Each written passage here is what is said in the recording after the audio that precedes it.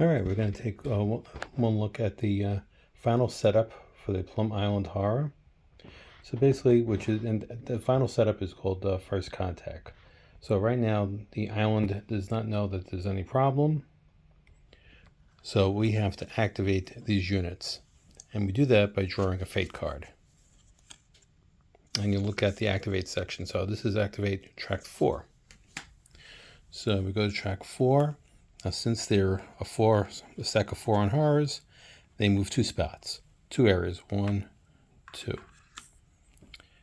And now they're in first contact with a civilian unit. So now we have to do combat. So then we refer to this chart over here. So then we get the horrors. So it's 1+. There's no heroes. And there is 1+ civilian. So basically all that says is human attacks in the area, civilian units, they will attack all civilian units collectively in 1 close combat. So the horrors attack everyone there in a close combat. So from there, we go to this chart. So we have to determine what terrain it is. And if you look in the area box here, it'll show you what the terrain is. So that's a building. And we got here is the forest area. So the modifier for building is 1/4. So the number of hits inflicted equals the number of tiles in the murder of horrors divided by 4. So we have 4 divided by 4 is 1, and they do 1 damage, so automatically kills this unit.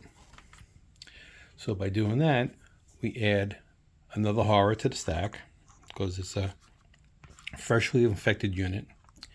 Then we take a yellow cube from the supply and add it to the bag. And that will conclude first contact. There are no other units moving because the first one that moved came in close contact. Now, if you happen to have a fate card that has multiple tracks to activate, and they come in contact with civilians, you do the combat one at a time in the first order. Now also, if you come to an area like this, where there's 2 ways to go, you draw a fate card and you look at the bottom number. And this is a 2, so you would look over here and it would say anything 2 to a 5, and it would go down this track. And that's it. That is the first contact part of the game.